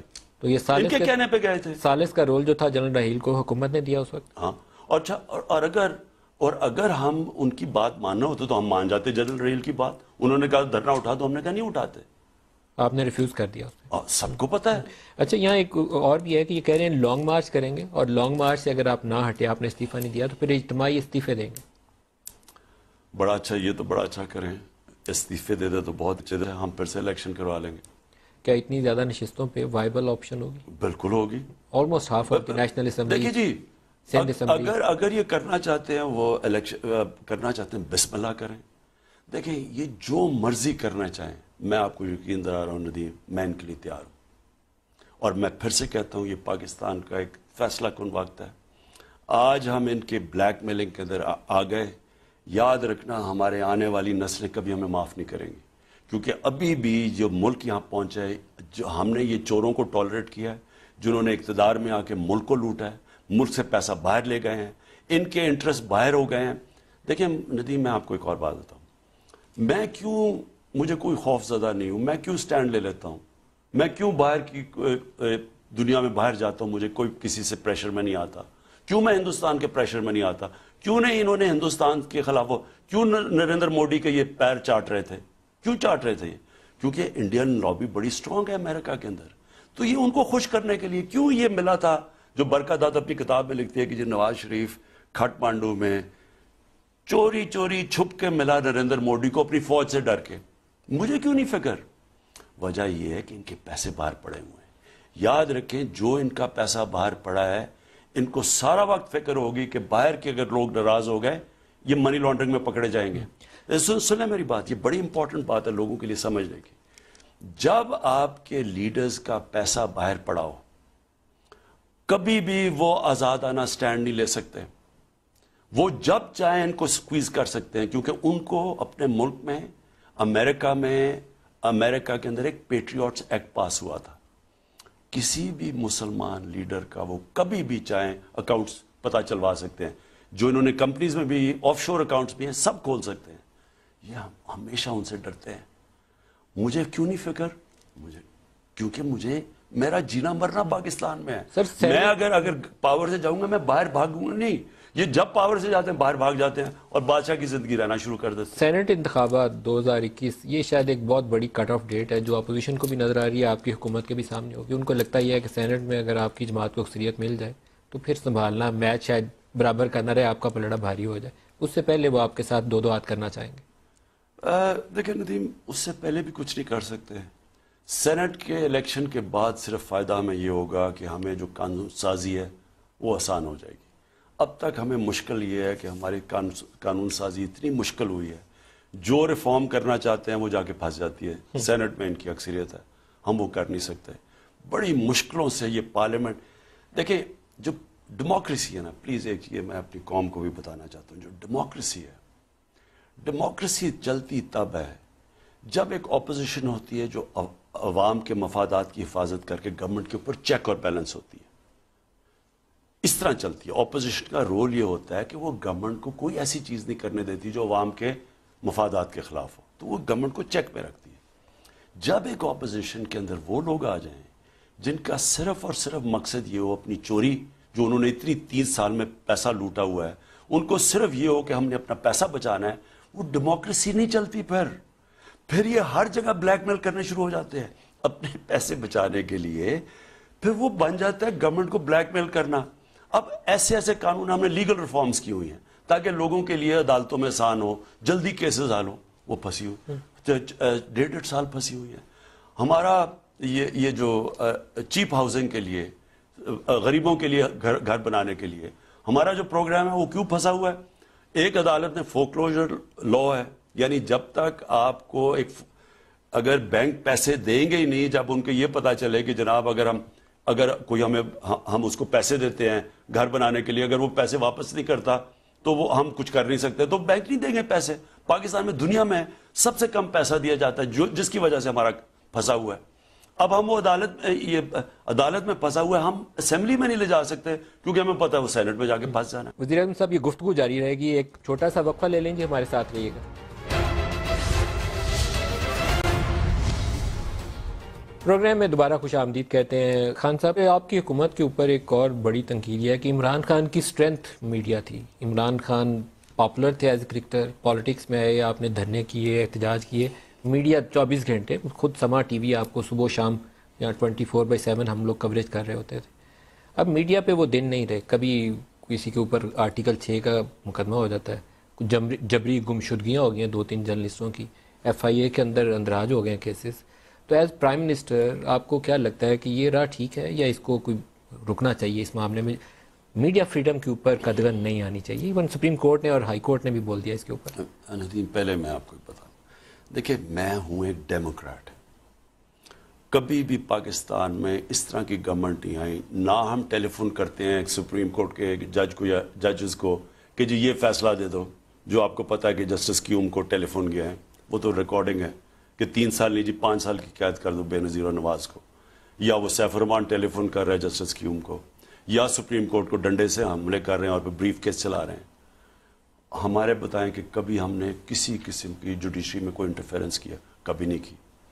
آپ نیب دیکھ لیں, یہ نیب کو وہ جو پچھلا نیب کا چیئرمین تھا وہ ان کی چوریاں کو بند کر رہا تھا. ہدایبہ پیپر مل اوپن اینڈ شٹ کیس تھا, وہ ان کو بچا رہا تھا. یعنی وہ نیب کا چیئرمین کو کنٹرول ایسے کر رہے تھے, ان کے کیسز بند کر رہے تھے. نہیں میں آ رہا ہوں ندیم, یہ سارا جمہوریت کا مطلب صرف میڈیا نہیں ہوتا, آزاد عدلیہ بھی ہوتی ہے. جو ادارے ہوتے ہیں وہ اپنے دائرے میں رہ کے فنکشن کریں, یہ اور پھر اس کے اندر میڈیا بھی ایک حصہ آ جاتا ہے. میں یہ کہہ رہا ہوں کہ پاکستان میں یہ ادارے, یہ خاص طور پہ شریفوں کی حکومت آپ اٹھا لیں, انہوں نے کبھی اداروں کو چلنے ہی نہیں دیا. سپریم کورٹ کے اوپر کوئی ڈنڈوں سے حملہ کر کے آج تک بچ سکتا ہے؟ بات مجھے پوری کرنے دے, بڑا امپورٹنٹ ہے آپ کے لیے. انہوں نے امیر المومنین بننے کی کوشش کی سارے اداروں کے اوپر بیٹھنے کے لیے. یہ نہیں کہ اس کو کوئی خلاف وہ مدینہ کی ریاست کی کوئی فکر تھی. دیکھیں ہم وہ گورنمنٹ ہیں، نہ عدلیہ کو کسی قسم کا پریشر آپ دیکھ لیں، نہ ہم نے نیب کے اوپر کوئی پریشر ڈالا. نیب نے الٹے ہمارے لوگوں کو پکڑ کے دو سینئر منسٹر کو، چیف منسٹر کو بلا لیا وہ کیسز پہ جو میرے خیال میں کہ نہیں بلانا چاہیے تھا. ہم چپ کر کے بیٹھے رہے. مجھے یہ بتائیں کہ ہم نے میڈیا پہ جس طرح کی میڈیا کی 2 سالوں میں تحریک انصاف کی حکومت کو جس طرح کی تنقید کی گئی، میں 1988، اس سے پہلے تو آزاد نہیں تھا میڈیا، میں 1988 سے میڈیا فالو کر رہا ہوں. میں اب تو بڑا آسان ہے. اب تو ہمارے پاس اس وقت آئی ٹی، آپ بیٹھے سارے وہ میڈیا کا ریکارڈ اٹھا کے دیکھیں، کمپیوٹر پہ لے آئیں، آپ کوئی گورنمنٹ کو بتا دیں کہ اتنی تنقید ہوئی جو ہمیں 2 سال میں ہوئی ہے. جرنلسٹوں پہ آرٹیکل 6 اور FIA کی تحقیقات اور جبری گمشدگی، آپ ان کو مذمت کرتے ہیں؟ ندیم، میں پہلے جبری گمشدگی is something not acceptable in a democratic culture. پہلے بات سن لیں. سب سے پہلے تو فیکٹس اپنے صحیح کر دیں. کبھی کسی حکومت کو 2 سال میں اس طرح کی تنقید نہیں ہوئی جو ہمیں ہوئی ہے. اس کے اندر 2 قسم کی تنقید تھی. ایک تو تنقید تھی، ٹھیک ہے جی، مشکل حالات میں تھے. جب مشکل حالات میں تو تنقید ہونی ہے. جب آپ کی اکانومی بیٹھی ہوئی ہے تو جو بھی آپ نے کرنا ہے، حالات تو مشکل، لوگوں کے مشکل تھے. لیکن جو پروپیگنڈا ہمارے اگینسٹ کیا گیا، جو فیک نیوز کے اوپر ہمیں نقصان پہنچایا گیا، یہ کبھی کسی حکومت کو نہیں ہوئی. اور میں جانتا ہوں کہ نجم سیٹھی کو جو نواز شریف نے 1998 میں جو مار پڑوائی اس نے اس کو تنقید کے اوپر، جس طرح انہوں نے حرکتیں کی، کبھی کوئی ہمیں بتائے ہم نے کوئی ایسی حرکت نہیں کی. اب ایک اور میں چیز کہنا چاہتا ہوں. دیکھیں، آپ جب میڈیا کو ایک ہی رنگ میں لے لیتے ہیں تو یہ ہو گیا. جب ہم پولیٹیشینز ہیں جی، پولیٹیشن میں اچھے برے پولیٹیشینز ہیں، ذہین اور 2 نمبر جبری گمشدگی اور آرٹیکل 6 تو پھر بھی نہیں بنتا. نہیں، میں پہلے مجھے نہیں پتا یہ آرٹیکل 6 کی، لیکن میں پہلے جبری گمشدگی بھی ہے. پہلے میں یہ کلیئر کرنا چاہتا ہوں کہ آپ اچھے جرنلسٹ کی توہین کرتے ہیں جب آپ سب کو اکٹھا کر دیتے ہیں. لیکن as prime minister I would really appreciate کہ اگر آپ یہ کنڈیم کریں کہ جبری گمشدگی نہیں ہونی چاہیے. پہلے ندیم مجھے یہ واضح آپ کرنے دیں، یہ ایک بہت بڑا آپ نقصان پہنچا رہے ہیں پاکستان کے میڈیا کو. جب آپ سارے میڈیا کو ایک ہی کٹہرے میں کھڑا کر دیتے ہیں، اس میں اچھے برے کی تمیز ختم ہو جاتی ہے. کئی میڈیا ہاؤسز کا بڑا زبردست رول رہا ہے، کئی میڈیا ہاؤسز کا اچھا رول نہیں رہا. انہوں نے اس ملک کے مجرموں کی تحفظ کے اندر کوئی کسر نہیں چھوڑی تھی. جو لوگ اس ملک کو نقصان پہنچا رہے تھے ان کو انہوں نے سپورٹ کیا. تو آپ ایک ہی ساروں کو کر دیں گے میڈیا ہاؤسز کو. اسی طرح کئی جرنلسٹ نے بڑی زبردست اس سارے مشکل وقت کے اندر انہوں نے ملک کی قوم کے مفادات کی حفاظت کی ہے. ان کو ادھر ہی کھڑا کر دیں گے جنہوں نے پیسے لے کے اپنے ضمیر بیچے ہیں. لا آف دی لینڈ کے مطابق تو ہو سکتا ہے، جبری گمشدگی پھر بھی نہیں ہو سکتی. کیا جبری، کیا بات کر رہے ہیں آپ؟ سر ابھی متی اللہ تھا، 1-2 اور جرنلسٹ ہوئے آرٹیکل 6. میں آپ کو یقین دلا رہا ہوں کہ نام ہم نے کسی صورت، نام ہمارا، میری گورنمنٹ کا کوئی ہاتھ تھا متی اللہ میں. جو بھی ہوا ہمارا کوئی اس کے اندر ہاتھ نہیں تھا. اور کوئی بھی ایسی چیز میری گورنمنٹ کر ہی نہیں سکتی. ہم نے دیکھیں، اگر ہم نے یہ سارا برداشت کر رہے ہیں تنقید، ہم چاہ کے کسی جرنلسٹ کو اٹھا کے مجھے بتاؤ، مجھے متی اللہ جان کو ہمیں کیا فائدہ؟ نقصان ہی نقصان کا. بیڈ نہیں ملتا جرنلسٹ، ہمیں کیا فائدہ اس کو؟ وہ مجھے کون سا کوئی نقصان پہنچا رہا تھا کہ میں اسے اٹھا کے کر دوں یا کسی اور کو ہم کریں. ایک اور جو بڑا سوال ہے وہ آپ نے سپریم کورٹ اور عدلیہ کی آزادی کے اوپر کیا، وہاں قاضی فائز عیسیٰ والا کیس ہے. آپ کی حکومت کی اس کے اوپر کیا پوزیشن ہے؟ دیکھیں جی، ایک سمپل چیز تھی. ایک جو ایسٹ ریکوری یونٹ ہے اس کے اندر ایک چیز آتی ہے، وہ ہم بھیج دیتے ہیں عدلیہ کو کہ عدلیہ خود فیصلہ کر لے اس کے اوپر. دیکھیں، یا تو فیصلہ کر لیں کہ کوئی ہولی کاؤز ہے اس ملک میں. تو میں نے آپ سے شروع میں ہی کہا کہ احتساب تو کراس دا بورڈ ہوتا ہے. اس میں آپ اگر جس وقت امتیاز کرتے ہیں وہ احتساب نہیں رہ جاتا. تو ہمیں ایک چیز آئی، ہم اب ایسٹ ریکوری یونٹ کا مطلب کیا ہے کہ ہم ہر جگہ سے انفارمیشن لے رہے ہیں، جس میں شہباز کی، یہ اب جو شہباز کے سارے کیسز آئے ہیں سامنے، یہ جو ان کے فیک اکاؤنٹس آئے ہیں، یہ سارے اسی میں پکڑے گئے نا کہ ہمیں وہ انفارمیشن آئی تو ہم نے آگے بھیجی. تو اسی طرح یہ انفارمیشن آگے بھیج، لیکن ہم نے تو کچھ نہیں کیا. ہم نے تو عدلیہ کو بھیج دیا کہ آپ فیصلہ کر لیں.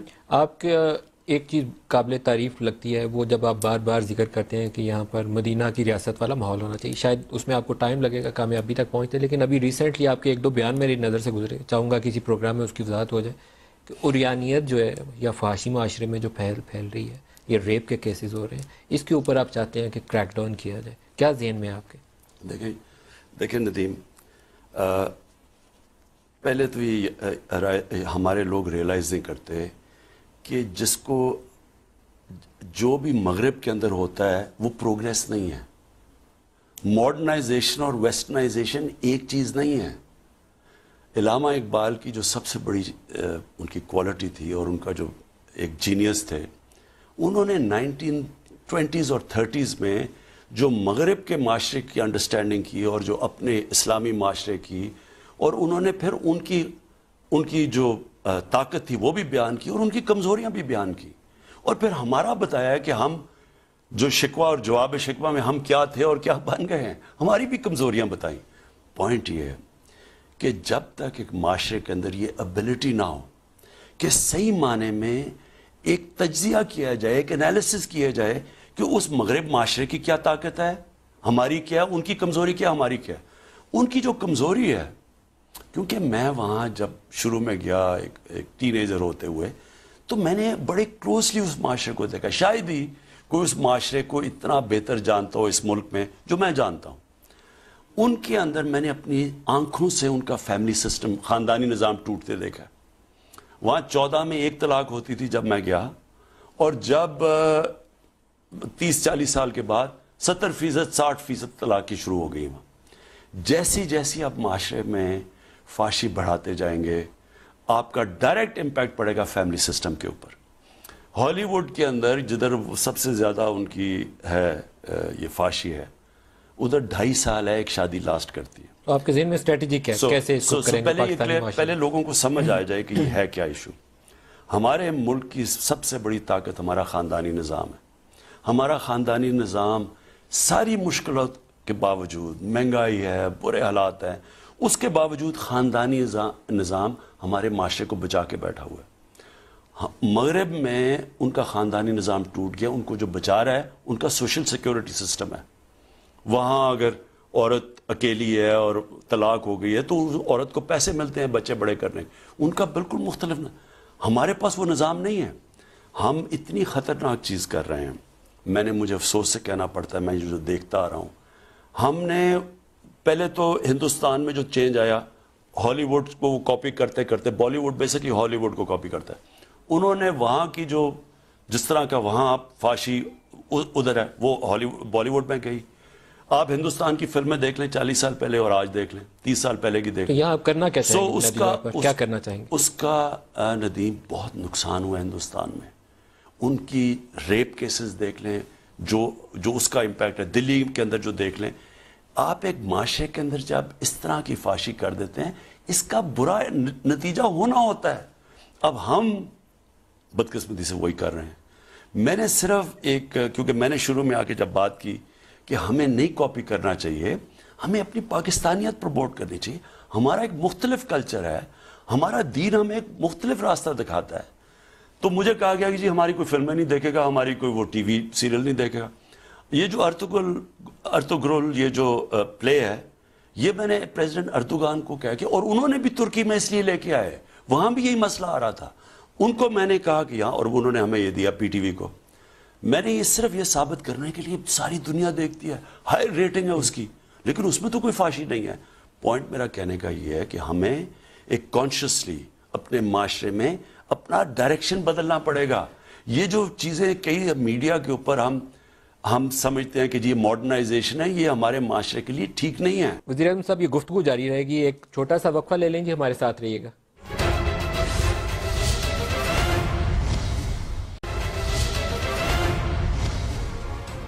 پروگرام میں دوبارہ خوش آمدید کہتے ہیں. خان صاحب، ریپ وکٹمز کے اوپر آپ کا ایک ذہن تھا کہ ان کو سزائے موت ہونی چاہیے یا بڑی سخت سزائیں ہونی چاہیے کہ کچھ رکاوٹ پیدا ہو، خوف ہو ان کو سزا کا.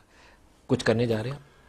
ہم قانون لے کے آ رہے ہیں. دیکھیں جی، عبرت ناک سزا یہ ہمارے دین کے اندر سزائے موت دینے کی تجویز ہے. عبرت ناک سزائے موت بھی، اور ایک وہ کیمیکل کیسٹریشن، یہ کئی ملکوں میں کی جاتی ہے جو ریپیٹڈ اوفینڈرز ہوتے ہیں. اور جو فرسٹ ڈگری ریپ ہونی چاہیے. دیکھیں جس طرح مرڈر میں first degree, second degree, third degree, manslaughter, اسی طرح ریپ کے اندر بھی دنیا میں ایک ہوتا ہے پہلا وارننگ، پھر ہوتا ہے ریپیٹ آفینڈرز. ان کے اوپر یہ جو، اور میں آپ کو بتاؤں کہ ایک تو ریپ وکٹمز ہیں، دوسرے جو بچوں سے ہو رہا ہے اس وقت، یہ بڑی معاشرے بات نہیں اس کی کرتا. یہ جتنا میں نے آ کے تحقیقات کی ہیں، یہ بہت زیادہ ہے ہمارے معاشرے میں. ماں باپ شرم میں، لوگ بات نہیں کرتے، رپورٹڈ کیسز نہیں ہیں. اس کے اوپر ہمیں بڑا اسٹرکٹ ایکشن، ہم ایک قانون لے کے آ رہے ہیں جس میں عبرتناک ہو، سزا عبرتناک. بچوں سے زیادتی پہ بھی بہت سخت سزائیں دیں. دیکھیں اس کا مطلب آپ نے بچے کی زندگی تباہ کی، ان کے ماں باپ، ان کے اوپر کیا گزرتی ہوگی؟ بچے کی زندگی تباہ ہوگی. جو یہ کرتے ہیں، جس طرح خاتون سے ریپ کیس ہوتا ہے، اس کی خاتون کے اوپر کیا گزرتی ہوگی، اس کے گھر میں، اس کے بچوں پہ یہ جو ہوا ہے. سو یہ بڑے سیریس آفینس ہیں.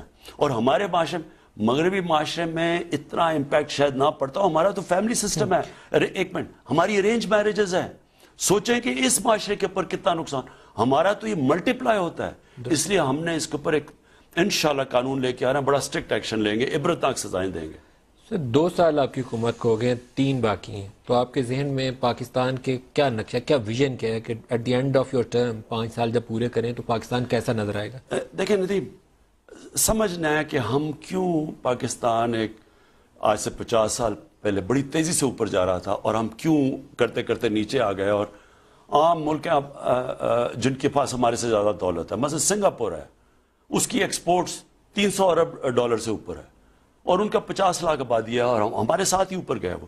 اور ہم 22 کروڑ آبادی کی ایکسپورٹس 25 ارب ڈالر ہے. سو جب تک آپ ایکسپورٹ نہیں کریں گے، آپ کی دولت کیسے بڑھے گی؟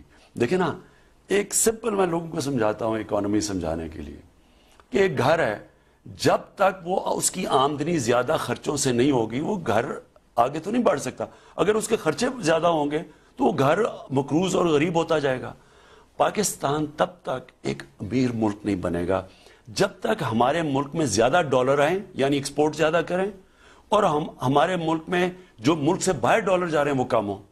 اب اس کے لیے سب سے پہلے تو ہم نے ایکسپورٹس بڑھانی ہے، اور وہ شروع ہو گیا. ہم نے پوری سارا اپنا ٹیرف سٹرکچر، یعنی جو را مٹیریلز کے اوپر ایک پوری اب ایک سارا ایکو سسٹم اب بنا رہے ہیں کہ ہماری ایکسپورٹس بڑھیں. اور اس کے لیے بڑے اور قدم اٹھا رہے ہیں. اسپیشل اکنامک زونز، چائنا سے بات ہو رہی ہے، وہ انڈسٹری یہاں لے کے آئیں جو کہ ایکسپورٹ کرے. جو چائنیز پریزیڈنٹ کا متوقع وزٹ ہے، کیا اس میں توقع کی جا رہی ہے کہ ایک بگر پیکج، سی پیک کا ایک نیکسٹ فیز ہے جس میں شاید بلینز آف ڈالر کی نئی انویسٹمنٹ ہے؟ Is it true? انشاءاللہ وہ تو جب ہوگا میں آپ کو بتاؤں گا. لیکن میں آپ کو صرف بیسکلی بتانا چاہتا ہوں، نمبر 1 ایکسپورٹس بڑھانی. ساری قوم کو لگائیں کہ ہم نے کسی نہ کسی طرح اس ملک میں زیادہ ڈالر لے کے آنا ہے بنسبت کے اس وقت جو زیادہ ڈالر باہر جا رہے ہیں. تب تک یہ اوپر نہیں جا سکتا ملک. اس کے لیے نمبر 1 ایکسپورٹس، نمبر 2 ریمیٹنسز، وہ ہماری بڑھنی شروع ہو گئی. جو ہمارے باہر ورکرز ہیں ان کا ہم پیسہ بینکنگ چینل سے لے کے آئیں. نمبر 3 انویسٹمنٹ ایسی ہو جو پاکستان میں جب پیسہ آئے تو ہم اس انویسٹمنٹ سے اگر ایکسپورٹ کر سکیں. مثلا جو چائنیز نے اپنے ملک میں جب دولت بڑھائی تھی تو انہوں نے اپنی باہر سے انویسٹمنٹ لے کے آئے، اسپیشل اکنامک زونز میں ایکسپورٹ انڈسٹری لگائی جس سے چائنیز سے باہر ایکسپورٹ ہو. جب تک ہماری ملک ایکسپورٹ نہیں شروع کرے گا، جو بدقسمتی سے ہم نے 50 سال سے نہیں کی، تو اور اس کے علاوہ ہم اپنا جو ملک میں جو چیزیں ہم باہر سے منگواتے ہیں، مثلا دالیں باہر سے آ رہی ہیں، مثلا ہم گھی جو ہے وہ پام آئل باہر سے آ رہے ہیں، یہ ساری چیزیں پاکستان میں ہو سکتی ہیں. تو اب ہم اس ملک میں بھی وہ چیزیں، زیتون ہے، اب ہم آپ کو پتہ ہے کہ انڈس کے جو سجے ہاتھ پہ رائٹ بینک پہ جتنا یہ سلیمان رینج ہے، یہ بہترین علاقہ ہے زیتون کا. ہم یہاں اس میں لاسٹ کپل آف منٹس نہیں، میں سمجھا دوں آپ کو، یہ بڑا ضروری ہے. سو سارے ملک کو ہم لگائیں کہ ہم ملک میں زیادہ چیزیں باہر بیچیں تاکہ ہماری ڈالر زیادہ ہیں بنسبت کے اس وقت ہم جو امپورٹ کر رہے ہیں. جو نون لیگ چھوڑ کے گئی تھی 60 ارب ڈالر کی امپورٹس اور 20 ارب ڈالر کی ایکسپورٹس، اور پھر ہمیں کہتے ہیں کہ جی ہم بڑا اچھا ملک چھوڑ کے گئے تھے. تو وہ ملک میں جدھر اگر آپ 3 گنا زیادہ باہر سے مال، یعنی آپ کا ڈالر 3 گنا زیادہ باہر جا رہا ہے، وہ ملک تو غربت میں پڑ جائے گا. آخری 2 سوال پوچھ لوں. محمد بن سلمان کو وہ آپ کو بھائی کہتے تھے اور کہتے تھے کہ میں آپ کا نمائندہ ہوں. ابھی ریسنٹلی تھوڑا سا تلخی والا کوئی ماحول لگتا ہے پیدا ہو گیا، تھوڑی دوری آ گئی، کچھ قربت کا دوبارہ امکانات ہیں؟ نہیں، ہمارے سعودی عربیہ سے بالکل صحیح تعلقات ہیں. کوئی بڑا ہائی پروفائل وزٹ ابھی تو نہیں، لیکن آپ یقین کریں کہ دیکھیں سعودی عربیہ سے ہمارے کبھی تعلقات خراب ہو ہی نہیں سکتے، کیونکہ ہمارا بڑا ایک تاریخ ہے ہماری اچھے تعلقات کی. تو دلوں میں ابھی بھی اتنی قربت ہے جتنی پہلے تھی؟ جی بالکل، ہماری بڑی میں سوچ بھی رہا ہوں جانے کا. خیر ابھی تو کرونا بیچ میں آ گیا تو کوئی ٹرپ نہیں لگی، لیکن انشاءاللہ میرا آگے پلان بھی ہے. لاسٹ کوسچن، نواز شریف کے اوپر آپ کا بہت فوکس رہا ہے انٹرویو میں بھی اور سیاست میں بھی، تو نواز شریف کو پاکستان واپس لانے کے لیے بھی کوئی تدبیر کر رہے ہیں؟ بالکل، ہم نے فوری طور پہ پلان بنا لیا ہے. ہم برطانیہ گورنمنٹ سے کہہ رہے ہیں کہ اس کو واپس بھیجو. ایک جھوٹ بول کے ایک مجرم اس ملک سے، جس کو کبھی مجرم کو ایسی اجازت نہیں دی جاتی، ہم نے ہیومینیٹیرین گراؤنڈ پہ اس کو باہر جانے کی اجازت دی. اور وہاں جا کے انہوں نے سارے ان کے لوگوں نے کہا کہ جی اوہو گورنمنٹ ذمہ دار ہوگی اگر اس سے کچھ ہو گیا. اور وہاں جا کے اس نے سیاست شروع کر دی، اور سیاست ہی نہیں شروع کی. ہمیں پتہ ہے کہ یہ باہر کے لوگوں سے، باہر کے ملکوں کے لوگوں سے باقاعدہ مل رہا ہے. وہ صرف یہ نہیں سازش کر رہا ہے پاکستان کے خلاف، ہم اس کو واپس بلوا رہے ہیں. کوئی ایکسٹریڈیشن ٹریٹی تو ہے نہیں، کوئی ایسا لیگل پروسیس ہے نہیں. یہ ان کے لیے اس لیے کہ ایک مجرم جو ایک اسپیسیفک ریزن کے لیے گیا تھا، اس کے لیے کوئی وجہ نہیں کہ وہ ہم اس کو واپس نہ بھیجیں. عمران خان وزیر اعظم پاکستان، بہت شکریہ آج کے پروگرام میں آپ ہمارے ساتھ رہے. اب وہ کرونا کے SOPs ہیں، اس لیے میں آگے بڑھ کے آپ سے ہاتھ نہیں ملا سکتا. بہت شکریہ. آج کے پروگرام سے اتنا ہی، اجازت دیجیے. خدا حافظ.